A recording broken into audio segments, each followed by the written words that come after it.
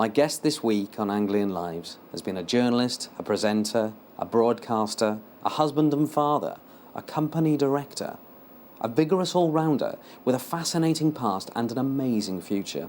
Gregarious, popular, a famular man, yet never happier than when relaxing in his own 5-bedroomed, self-built house with 3 acres of land and access to a private stream.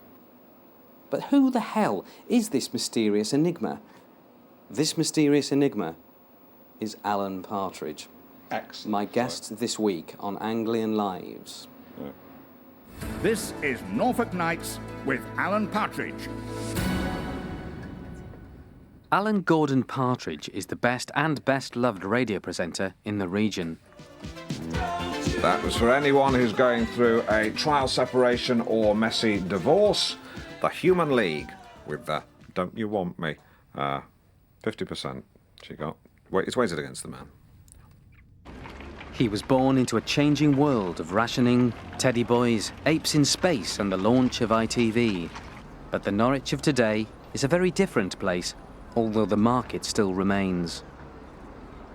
Hello, I'm Alan Partridge. Alan's broadcasting career began as chief DJ with Radio Smile at St Luke's. Second hand, but it's in quite good condition. He makes a point of returning every February. Has anyone never heard of me? No. Right, it's very rude to say After that. replacing Peter Flint as the presenter of Scout About, he entered the top 8 of BBC Sports presenters. Bang! And join me, Alan Partridge, for the big race at Marple, the horse race. But Alan's big break came with a primetime BBC chat show. Aha! Sadly, Knowing Me, Knowing You battled against poor scheduling, having been put up against News at 10, then in its heyday. Due to declining ratings, a single catastrophic hitch, and the dumbing down of network TV, Alan's show was cancelled. Not to be dissuaded, he embraced this opportunity to wind up his production company, leave London, and fulfil a lifelong ambition. He returned to his roots in local radio. Call of the night. OK, the lines are buzzing for tonight's hot topic. Who is your favourite rough-voiced singer?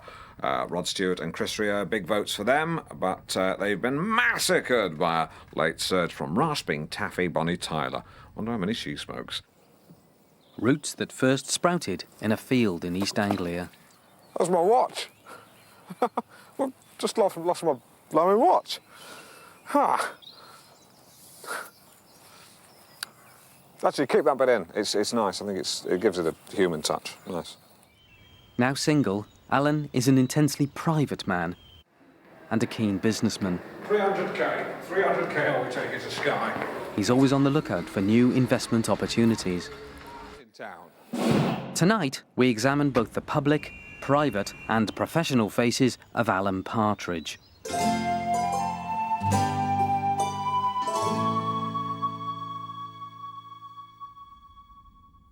Chapter 1. Beginnings.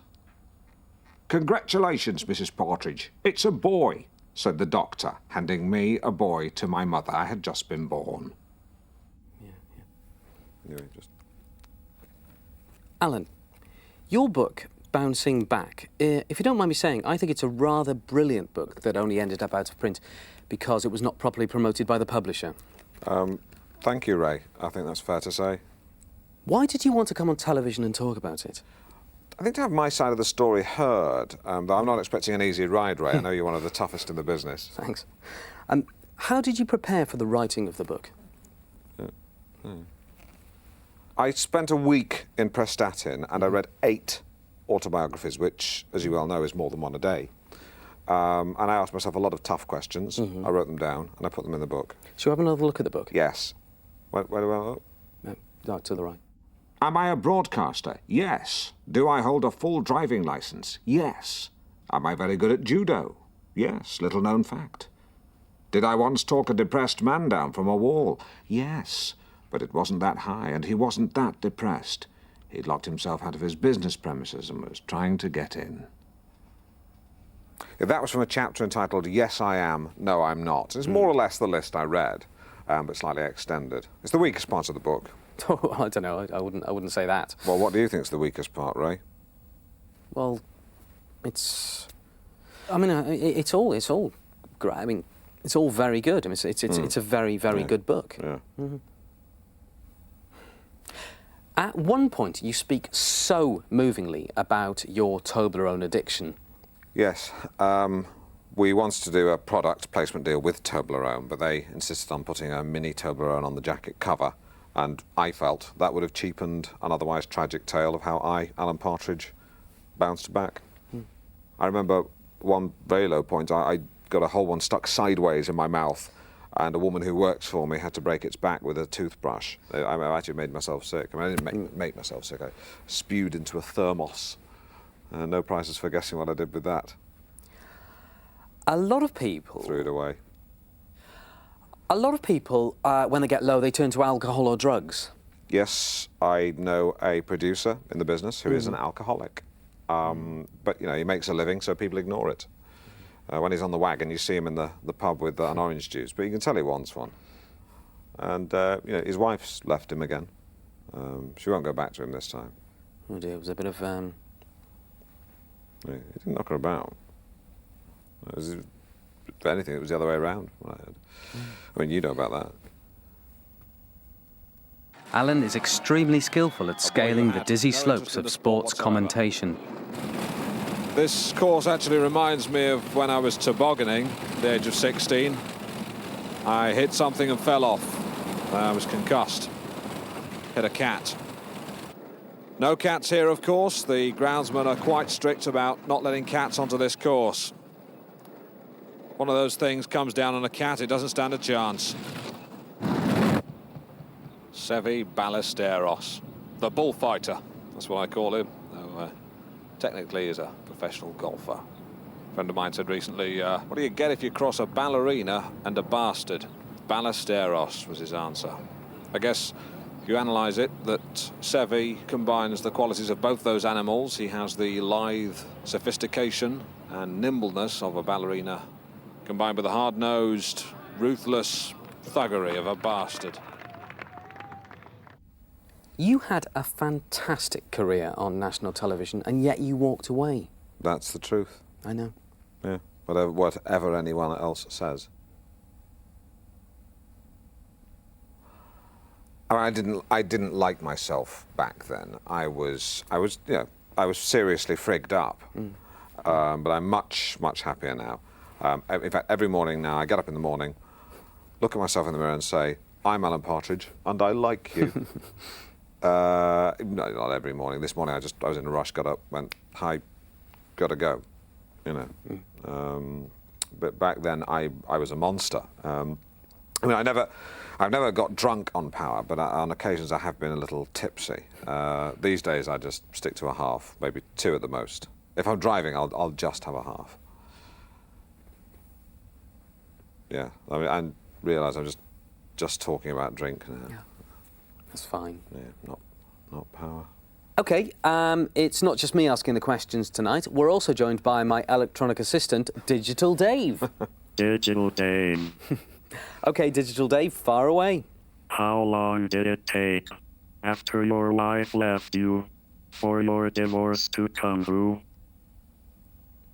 Wife, yeah, it sounds like life, but it's wife, sorry. How long after my wife left me did the divorce come through? 2.5 years. What do you think of American football? It's just futuristic rugby. Is your wife still with the man she left you for? Sorry, it's wife. I know it sounds Wife's like life, but... No, she's not. What is the best way to cook a sausage? It's the best What's the way. best way to cook a sausage? Yeah. Fork prick the skin to allow the moisture to escape. Simple as that.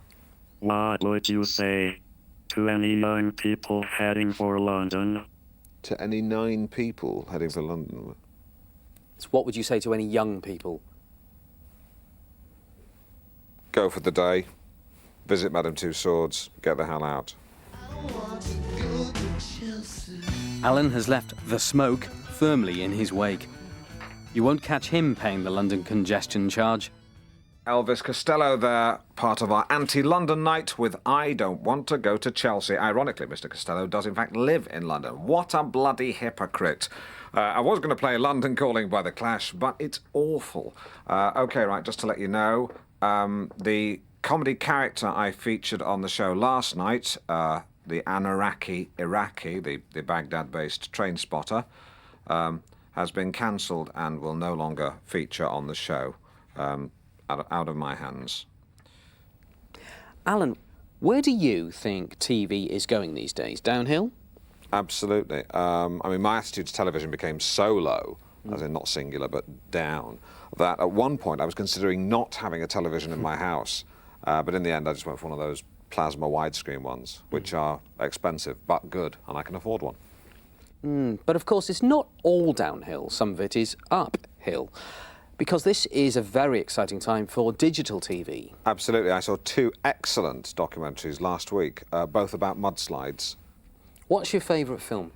Titanic. I think what James Cameron did with that film was extraordinary. I mean, I went to see the film and afterwards I just had to drive straight home.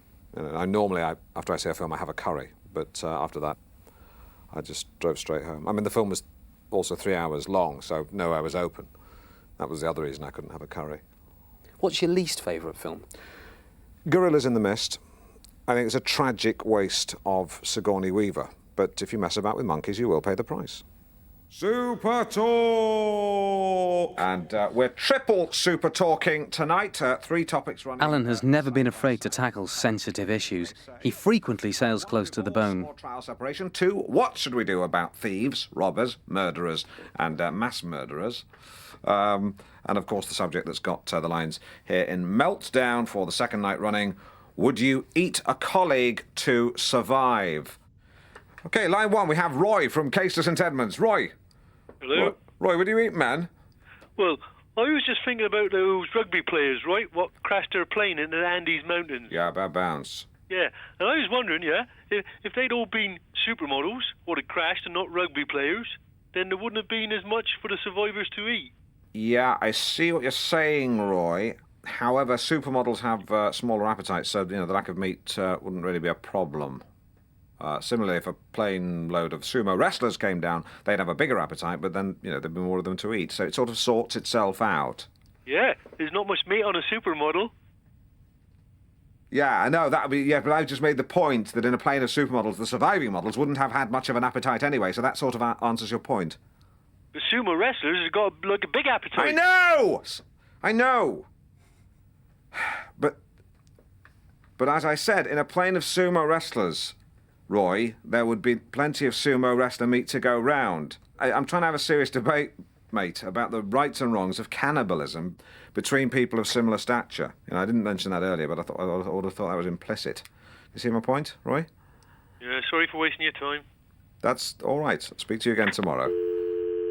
So, shall we have some more questions from Digital Dave? Yeah, sure. Did you have a favorite uncle? Did I have a favourite uncle? Yes. Yes, I did. Uncle Harry. He died last year, a virgin. Oh. Have you ever stolen anything? The only thing I've ever stolen is other people's thunder and the limelight from Sue Lawley. What's your favorite place in the world? Gatwick Village. If you could go back to that Is that time... the end of Digital Dave? Yes. No, I should say. Sorry. If you could go back to that time in your life when you were temporarily hardly, very, very slightly overweight, what would you say to yourself? Put down the Toblerone, go on a diet, get yourself a girlfriend, grow a beard, which is what I did. Mm-hmm. What do you do these days if you feel low? To relax, I collect celebrity memorabilia. This is the original first draft script from the comedy thriller Action Jackson. So I've not seen it. And, for example, I have the dashboard here from the XJ6, as driven by Edward Woodward in The Equalizer. I'm very proud of that. Also, these are the trousers worn by Tom Baker as Doctor Who. The actual trousers. The actual trousers he wore. I wanted the scarf, but a phone bid came through from Tokyo. So the time is 10:09. That's the time. I'm talking to Amanda Crowther, Britain's top lady hawker. I don't mean she coughs a lot. Oh, sorry. That's all right. I do actually cough a lot. Funny hawker. Although you should actually get that checked. Could be throat cancer. Now she keeps birds of prey. And that's actually quite funny because I was thinking of calling this part of the show, normally call it Super Talk. I was thinking of calling it Super Hawk. Yes, you'd have to call it super kestrel in this case. Drop that. That's kestrel super. That's what tramps drink. Super tramp. Told you to drop it. Now, Amanda, can you train to the same degree of accuracy the following birds?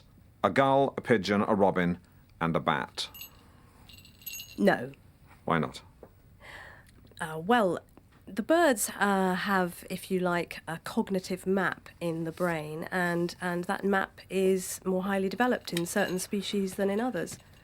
That bell ringing, by the way, is the bell that's attached to her foot. Yes. Why is there a bell on the foot? Well, it's so that we know where she is. Yeah. You can see the problem in the radio studio there. Yes. Oh. Should have thought about it before you came on the programme. What are your beliefs? I believe in the paranormal, I think, ever since I saw Christmas Carol. I don't mean a Muppet Christmas Carol with Sir Michael Caine, in which he gave a very moving portrayal of Scrooge. I mean the original cartoon by Dickens. Mm-hmm. But in terms of religion, I also sometimes like to hang out at the coffee shop in Norwich Cathedral, which shuts at 5, which is perfect for me. But it is 5 on the dot. There's no leeway. For a cathedral, they can be pretty officious. They sell club biscuits and scones in cling film, one of the few places that still do. What's happening to our national heritage? Alan likes to contemplate his beliefs in the great outdoors. Hi, I'm Alan Partridge. I'm a busy man. One day I can be recording a TV show. The next, I can be shuttling up to Harrogate to host a Get Motivated weekend for the Bostik sales force. But when I go back to Norwich, I like to relax by rambling. I switch off my mobile phone, put my pager on mute, and enjoy the stillness of the Norfolk countryside. Swaffham was our stalking ground when we were young. We'd all pile into the back of a friend's mustard-coloured Triumph Dolomite, have a picnic, and then drive home again. There's a caravan site there now. It's quite a good one. It's not gypsies. I mean, it's proper toilets and proper amenities. We're actually on the grounds of Mike Oldfield's country estate. We're not actually on his ground. This is common ground. That's Mr. Oldfield's over there. We did ask Mr. Oldfield if we could film there, but he said he wanted a bit of privacy. It's understandable. Would have been nice, a bit small-minded, really. A bit nasty. I used to come here as a child. I would skim stones. On one occasion, I hit a duck and it disappeared beneath the water. To this day, I don't know whether it was dead or just badly concussed. I love birds, and I like to come here and make bird noises.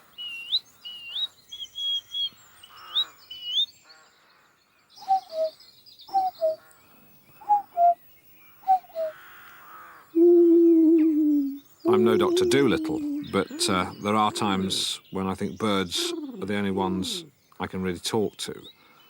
Maybe that's because I'm a partridge. Alan Partridge.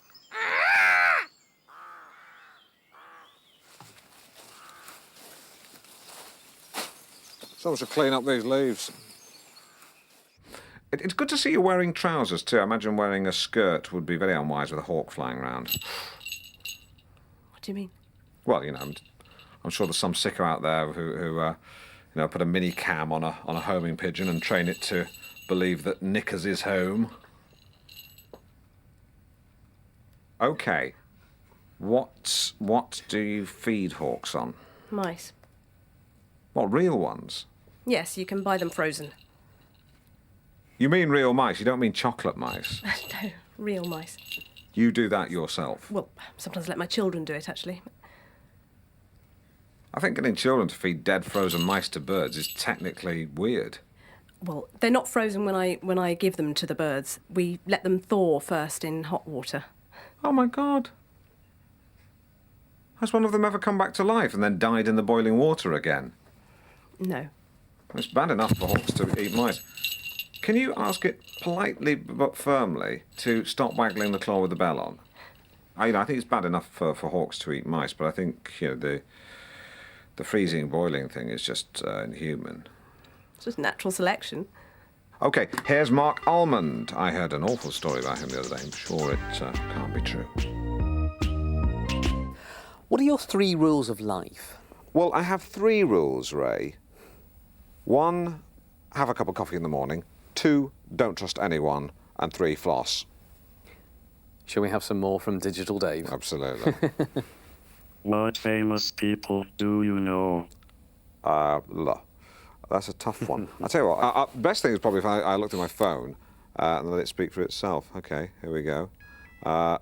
Ball Johnny, Ball Michael, Ball Zoe, Boycott, meant to scrub that actually, Brandreth, Carling, Curry Edwina, Curry Tim, Curry's, Curry Favours, it's a humorously named curry house in Norwich. They're British actually.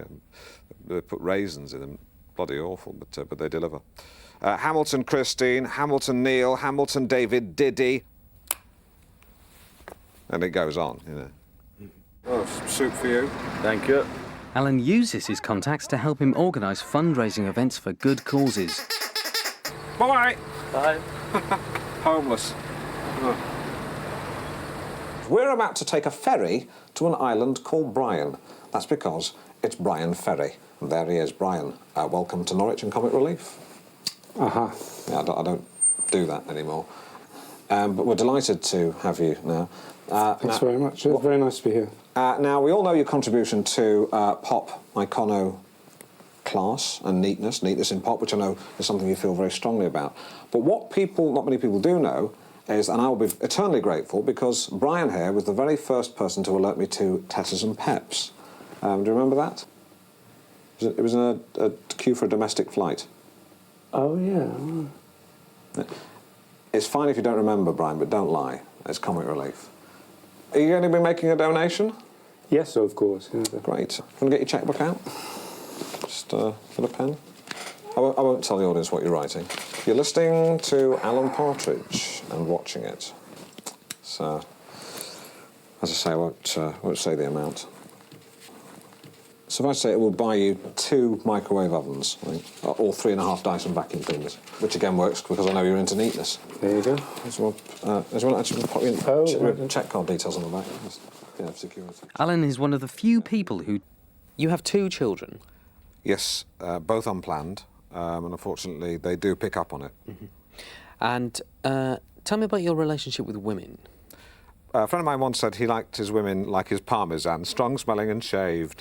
I don't agree with that, but I don't like hairy women. Mm-hmm. I'd say a good 50%, or half, if you will, of my listeners do regard me as a kind of radio boyfriend. And they are women, as far as you can tell. Mary's on line 2. Hello, Mary. Hello, Alan. How have you been? Very well, thank you. Very well. How are you? Oh, not so bad. Better at night time than in the day. Good. Did you get the doll? Yes, it was in reception. There was a shoe missing. What? There was a shoe missing.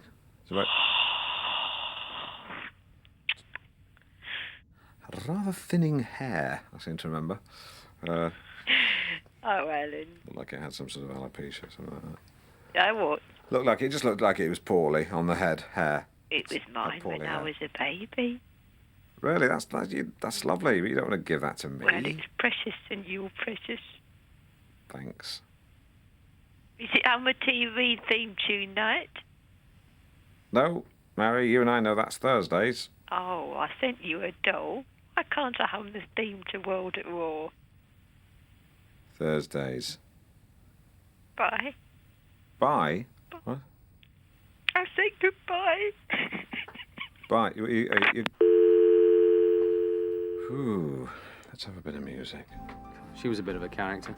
Yeah, Mary's a regular caller. I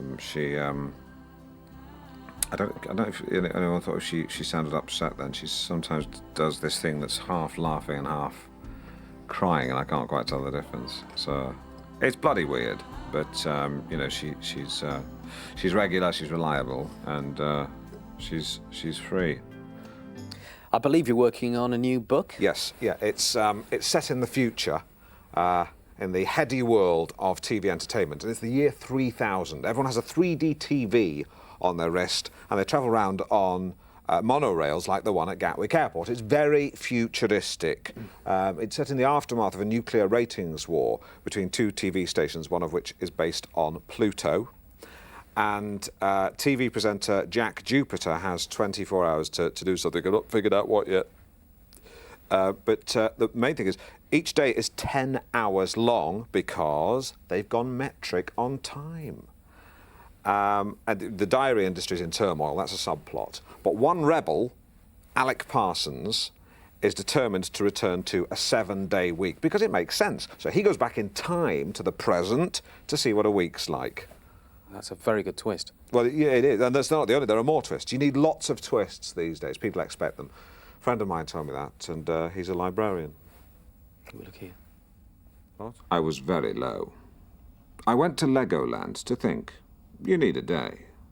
It was more than I could do to stop myself from kicking over a large Lego robot who, in my twisted mind, had become the chief commissioning editor of the BBC. I was depressed. I stared into the abyss. And then I saw a chaffinch in the summer sun, pecking at a discarded beef burger, and I thought, he's not trying to throw himself off a cliff, and I just drove away. Stopped off at a place called Buffalo Bill's. They've got old shell pumps on the wall and photos of a young Malcolm Brando from It's the Waterfront. And, as they say in America, I thought, the hell with it. And I just drove home, with the length of garden hose I had gaffer-taped to the exhaust trailing behind me like a giant mouse. Why don't we leave the last question to Digital Dave? Who are the faces to watch on television these days? Did you get that? Yeah, I got that. I've given this question a lot of thought, and I can honestly say I don't think there's anyone out there. Alan Partridge, thank you very much. Thank you. Yeah, that was good, that. Great. I like this bit. It's a bit like that bit on Melvin Bragg when he interviewed the lad with throat cancer. Harry Potter. Dennis Hopper. Yes, I like this sort of keeping the mics on. It's very interesting and trendy. Yeah, cheers.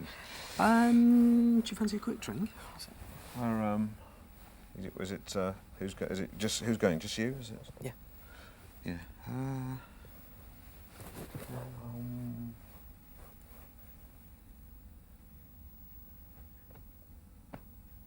There's a very good... No, I'll just go back to Norwich. Okay. Well, thanks. See you around. Yeah. God's sake, I can't get out here. It's this one. Okay. I was told it was over there. Yeah.